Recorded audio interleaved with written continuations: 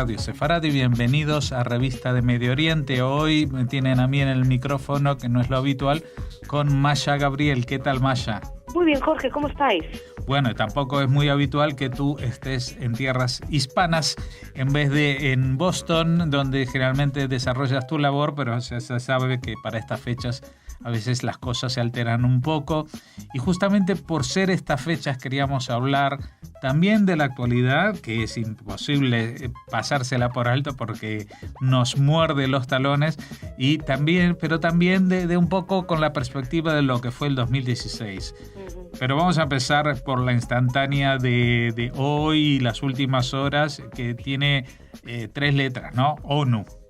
Sí, ONU y varios numeritos del Consejo de Seguridad, la nueva resolución, y que tiene además muy entusiasmada a mucha gente. Yo quiero decir básicamente, antes que nada, que es una resolución no vinculante, lo que quiere decir que no es una ley, no es que de repente llegue y la ONU ha cambiado las reglas del juego. Es simplemente que la ONU decide, digamos que varios países, la propuesta la presentó en su momento Egipto, después Israel, con la ayuda al parecer de Trump, y hizo que Egipto la retirara, pero luego la presentó Venezuela, entre otros países, y es una resolución que viene a decir que los asentamientos son ilegales y que la culpa de todos los males del mundo, o por lo menos de la región, es de los asentamientos. Uh-huh. La resolución 2334 del Consejo de Seguridad. La cuestión es que es una resolución que se parece muchísimo, es prácticamente la copia a una resolución de los años del 80, si no me equivoco exactamente, que es la 465 de 1980, donde se decía prácticamente lo mismo. Esto va más lejos. El gran miedo de esto es que pueda dar una especie de legitimidad a movimientos como el BDS, etcétera. Pero lo que hay, yo creo que lo más importante de cara sobre todo a la cobertura, porque como no está pasando nada más allá de las masacres en Siria y de cosas a las que ya parece ser que nos estamos acostumbrando, pues los medios se han abalanzado sobre esta noticia. Yo creo que porque no hay muchas otras, y han dado con un gran entusiasmo la cuestión de la ilegalidad de los asentamientos según la ley internacional, y esto vendría a decir que la ley internacional dice que los asentamientos son ilegales. Y esto es completamente falso. La ONU, para empezar, no decide qué es legal o qué es ilegal. La ONU no marca la ley internacional. Lo que hay, lo hemos dicho muchas veces en Radio Sefarad, pero no conviene dejar de decirlo, existe un debate que tiene que ver con la posibilidad de aplicar o no la Cuarta Convención de Ginebra, con un montón de otras cuestiones, cuál es el punto de legalidad, o dónde, en qué momento, por ejemplo, de qué momento se reparte la tierra que recibe Israel. Hay un artículo muy interesante de un jurista internacional como Kontorovich que decía que es que viene previamente al 48, que es entonces que lo que ocurre es que sería prácticamente según la ley internacional. De hecho, todo lo que es lo que entendemos ahora como Palestina estaría incluido en la tierra israelí. Es decir, lo que dicen los israelíes serían territorios disputados. Pero bueno, más allá de entrar en... Porque claro, cuando tú hablas con algún periodista y dices que este es territorio disputado, te dicen que eso es vocabulario israelí. Ahora, no tienen ningún problema en decir territorios palestinos ocupados, que es vocabulario palestino, si quieres, que del otro lado. Entonces, bueno, hay que dejar que pase esta especie de furor entusiasta de los medios para hablar de ilegalidad, etcétera, pero recordemos dos cosas. Uno, la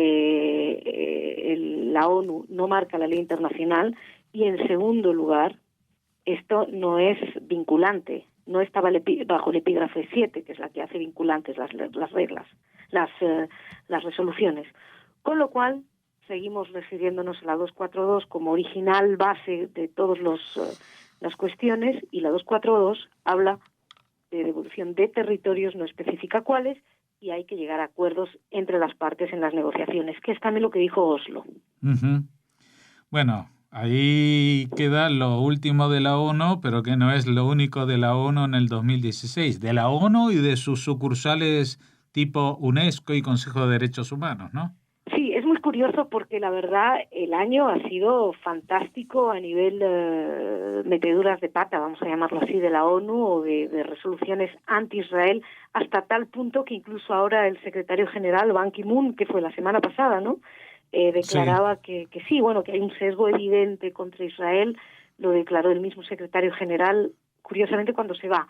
No hizo nada para cambiarlo mientras estaba ahí, pero bueno, eso, lo de la ONU ya tiene un punto charada, básicamente. Bueno, pero esto de que cuando la gente se va dice cosas raras o hace cosas raras, no es solamente Ban Ki-moon, fíjate a Barack Obama, Eso te iba a que decir, está para lo rara en se la supone última. que está en una especie de gobierno en funciones, porque ya el pueblo americano ha elegido a otro y a otro de otro partido, o sea, de que no estaba tan conforme con lo que él hacía, o por lo menos con lo que hacía su partido allí, y está dando golpes de timón a la política exterior de Estados Unidos de los últimos 50 años.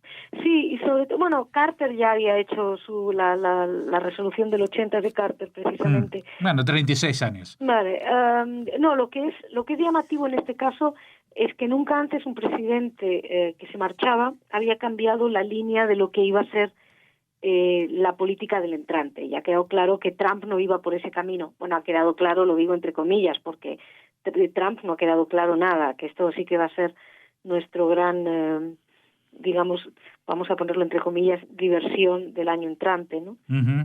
Vamos a entender un poquito más qué tienen en la cabeza, o por lo menos qué planes hay, porque recordemos que el 2016 ha sido también el año de las grandes sorpresas en política internacional. Hablaban del Brexit, el referéndum en Colombia y la llegada de Trump, ¿no? Ha habido cosas que no nos lo esperábamos, y probablemente no nos lo esperábamos porque creo que ha sido también el año de los grandes fracasos mediáticos.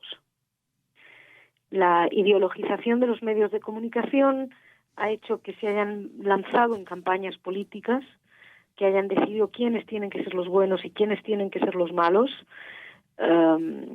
y los pueblos no han necesariamente hablado en el lado de los medios de comunicación. No sé dónde leía y dice, pero ¿qué pasa con esta gente que vota? ¿Es que no leen los periódicos para saber lo que tienen que votar? Sí, eso ¿O no ven los foros ¿cómo se llama? Las redes sociales donde les dicen quiénes son los buenos y quiénes son los malos? Pues no, la gente ha votado independientemente de eso. Las encuestas han fracasado terriblemente, pero no importa, los medios, en vez de establecer que ellos se han equivocado, tiran para adelante. Entonces, bueno, yo creo que sería muy interesante, si se pueden pedir cosas al año nuevo, que los medios se sentaran un segundo y pensaran, porque en muchos momentos no están informando, no están dando una noticia en base a los datos que tienen. Lo que están haciendo es decirle al votante lo que es bueno y lo que es malo. Los corresponsales, por ejemplo, en Israel, no informan tanto de lo que pasa, sino que opinan sobre lo que les gustaría que estuviera pasando. Entonces, es muy difícil para un lector medio, por ejemplo, un lector medio español que no lea noticias en inglés, por supuesto que no lea en hebreo, una persona que quiera seguir, incluso hablo de medios moderados, hablo de medios de centro como El País o El Mundo, etcétera, leen las noticias de Israel y no pueden entender nada. Desde luego no pueden entender la sociedad. Si te fijas, en general, salvo contadas excepciones, cuántas de esas noticias incluyen fuentes israelíes. Y cuando hablo de fuentes israelíes me estoy refiriendo a fuentes que no sean el periódico de turno, que no te digan, no, en Haaretz dicen qué, sino que van y entrevistan a una fuente. Eso ya se ha perdido en muchos de esos medios. Entonces, cuando te ponen el lado israelí, te están diciendo, el ministerio dijo que, generalmente, o algún tuit o algún comunicado de prensa, o en Haaretz dicen qué. ¿Dónde está la labor del periodista? Que se trata de ir a la calle, de preguntar. De lo que es el mainstream israelí, no tenemos ni idea. Sabemos que Gideon Levy, a quien este año le dio un premio El Mundo, opina que todos los israelíes son muy malos, que hay apartheid, que Israel es lo peor, pero Gideon Levy no representa ni el 0,01% de Israel. Incluso para la izquierda israelí, Gideon Levy no representa no es ni el mainstream de la izquierda. Entonces, todo esto, en esto están fallando los medios. y ponía el ejemplo de lo anterior, hablaba del Brexit, hablaba de Colombia, hablaba de Trump. No, porque creo que ahí han hecho lo mismo. No han explicado lo que estaba pensando. Entonces, claro, ahora mismo, ¿qué ocurre? La mayoría de los colombianos son todos mala gente, la mayoría de los ingleses no se enteran de nada en este mundo y la mayoría de los americanos son todos unos retrasados mentales. Esa es la impresión que tienen que dar, porque como nunca se han tomado el trabajo de explicar, no te digo de apoyar, pero de explicar cuáles pueden ser los motivos para votar no de los colombianos, cuáles pueden ser los motivos de los norteamericanos para votar Trump, cuáles pueden ser los motivos de los británicos para salir de Europa. ¿Sí? Todas esas cosas, y quiero dejar claro que no estoy defendiendo esas opciones del voto, no es que estoy diciendo que me parece muy bien que se haya votado o no, eso no tiene nada que ver, pero la labor del periodista debería de volver a ser la de informar. Y una persona que de repente se amanece un día, se despierta un día y de repente dice Trump es presidente de los Estados Unidos, dice ¿qué pasa? ¿Se volvieron todos locos? Pues no, a lo mejor es que hubo algo en la cadena de explicación de quiénes son los personajes, de qué es lo que está pasando en la calle que se pierde. Y eso es lo que pasa sistemáticamente, como casi ya es una enfermedad crónica en las crónicas que nos llegan desde Israel. Uh-huh. Nadie que no tenga una voluntad de ir más allá de lo que le traen los medios, nadie puede entender nada. Y lo que tú hablas de la prensa escrita también es extrapolable a la cobertura de otros medios como la televisión, que en ese caso siempre con la excusa de que tienen muy poco tiempo y necesitan cubrir mucho más las fiestas del encierro de un toro en alguna localidad, yo que sé, secundaria, pues antes que hablar de una ola de incendios en Israel, de unos ataques terroristas en Irak o en Afganistán, mientras no sea muy cerquita aquí en París o en alguna ciudad que valga la pena mencionar, ¿no? Exacto, pero lo interesante es que si nos limitamos a un mismo país, es decir, elijamos Israel. Si van a hablar de no van a mencionar apenas un ataque contra israelíes. Apenas tienen cabida. Ok, pero entonces que no tenga cabida 3 veces superior una supuesta agresión a un palestino. Uh-huh. Es decir, ese es el gran problema. El problema es que no es, es decir, Israel sí ocupa un lugar muy importante cuando se puede presentar a Israel como perpetrador de algún crimen. Pero cuando el israelí está sufriendo un ataque, es decir, los cohetes que caen sobre Israel no son mencionados en los medios. Cuando un israelí, en medio, pues hablabas de los incendios forestales, una situación tremenda que vivió Israel. Apenas ha tenido cabida en las televisiones, concretamente en televisión española, supongo que estamos hablando de eso. Uh-huh. Apenas hubo lugar. Sin embargo, sí había lugar para hablar de una condena a un palestino a no sé cuántos años por un crimen que se habían olvidado de mencionar previamente. Es decir, cuando el palestino se puede presentar al palestino como mero, lo hemos hablado tantas veces, como objeto de la noticia, o sea, objeto de la acción de maldad israelí, hay cabida para la noticia. Cuando el palestino es sujeto de algo, ahí no hay noticia. ¿Cuántas veces han hablado los medios de comunicación en España de la incitación al odio por parte de los palestinos? Es más, este mismo año, y pongo un ejemplo, el diario El País mencionaba una condena del cuarteto donde decían que los asentamientos era un problema y en la noticia también hablaban, por primera vez el cuarteto condenaba la incitación a la violencia por parte de la autoridad palestina. En todos los medios internacionales se hablaba del triunfo israelí con respecto a eso. En El País hablaban el cuarteto acusa a Israel o los asentamientos, no me acuerdo exactamente cómo era, y en toda la noticia había 3 párrafos antes del final una mención que decía el cuarteto también condena la incitación a la violencia y el terrorismo palestino. Uh-huh. Sí, es un poco como la explicación que dieron el gobierno español ahora con su apoyo a esta condena que habíamos hablado al principio de Naciones Unidas. Dice, no es una condena a Israel porque también hablamos de que hay que negociar para la paz. Entonces, Sí, como que sí, pero ese no es el mensaje que se da, no es el principal mensaje.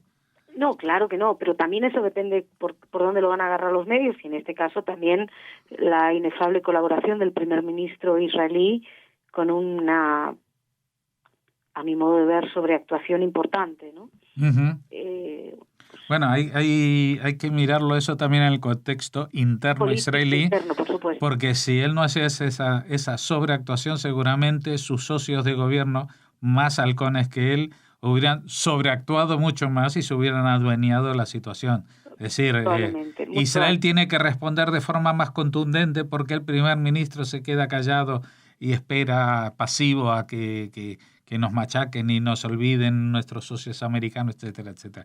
Sí, Pero eso, claro, eso solamente lo entendemos la gente que conocemos un poco de lo que es la política israelí, porque aparte de leer la prensa española, leemos otros medios.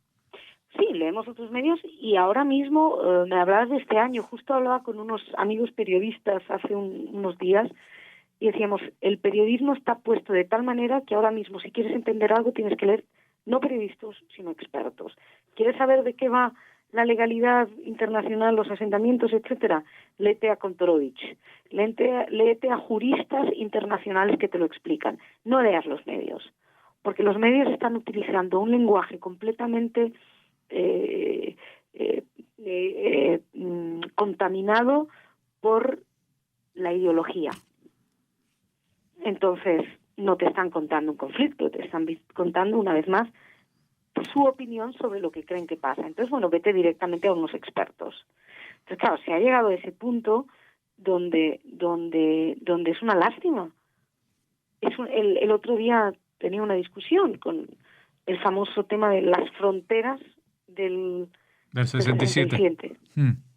No son fronteras, es una línea de armisticio. Como tal se hizo voluntariamente, entre otras cosas porque Jordania no quería que fuera una frontera, y se especifica que no es frontera. Bueno, todos los medios te hablan de la frontera del 67 y cuando contactas con ellos te dicen, sí, pero para nosotros es frontera. Dices, bueno, O como sea, todo está... Hablamos mucho de la posverdad esta de Trump, ¿no? Que sí. dijo lo que le dio la gana, daba igual lo que dijera. Pues es un poquito lo mismo, pasa por los medios ahora mismo. Hay una especie de posverdad. Da igual cuáles son los hechos. Esto es nuestra visión, esta es nuestra editorial, esta es nuestra lectura, esta es nuestra interpretación. Que hay un punto que, bueno, que obviamente todo medio interpreta. Hay medios que están más a la izquierda, más al centro, más a la derecha, y en función de eso pues tienen simpatías más o menos. Pero que lo que no es frontera ni en la derecha ni en la izquierda.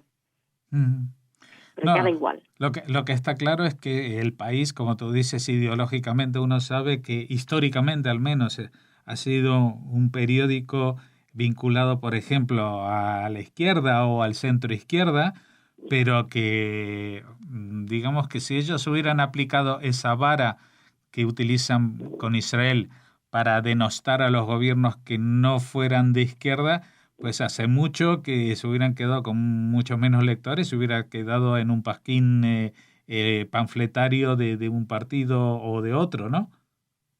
Refiriéndote a si hubieran utilizado ese mismo... El mismo lenguaje que tienen para denostar a Israel, si lo hubieran utilizado contra sus supuestamente enemigos políticos que son la derecha en España, Uh-huh.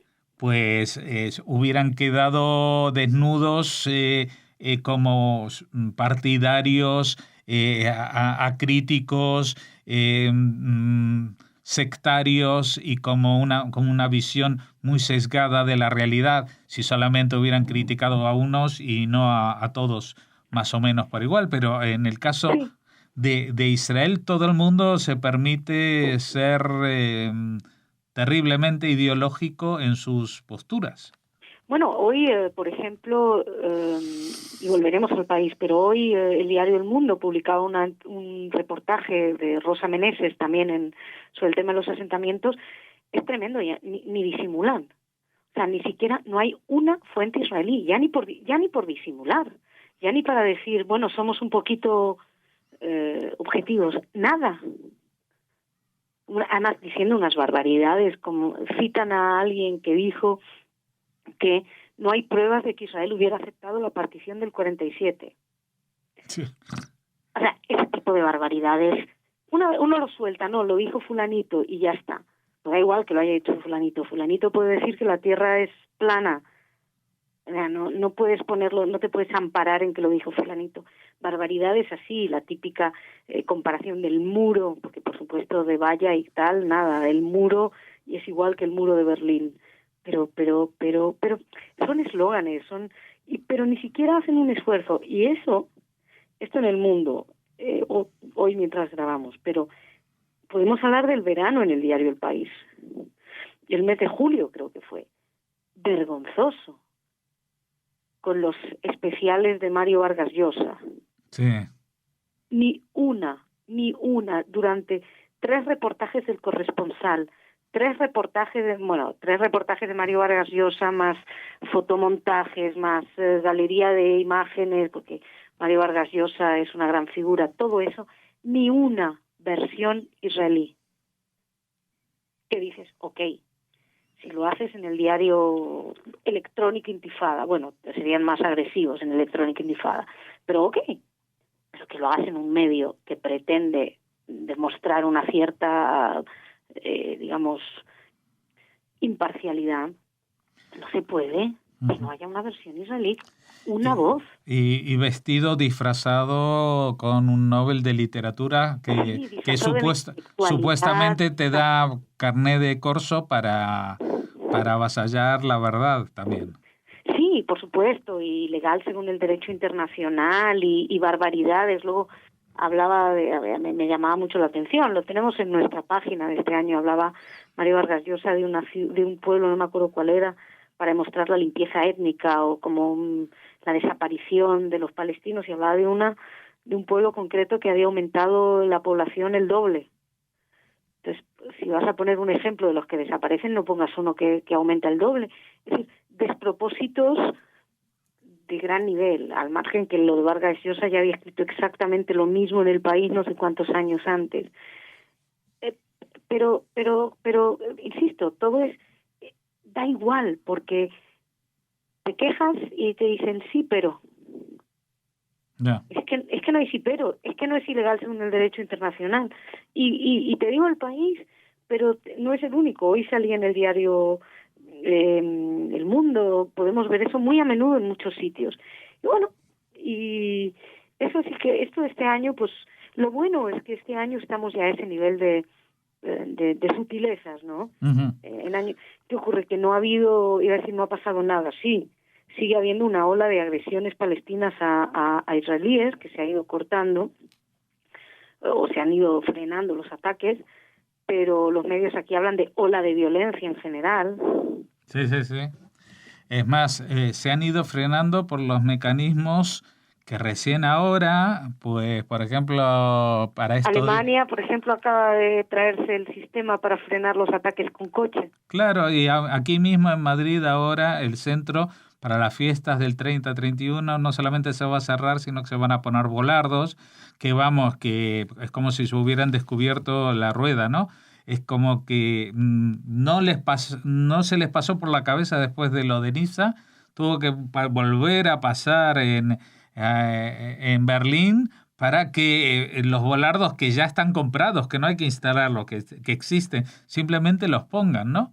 Es que es todo esto que están aprendiendo, claro, es que queda muy mal porque se parece mucho a lo de los israelíes. Ya este año yo he visto más de un titular donde se hablaba de la israelización de los aeropuertos, de la seguridad, como que bajo hemos caído, ¿no?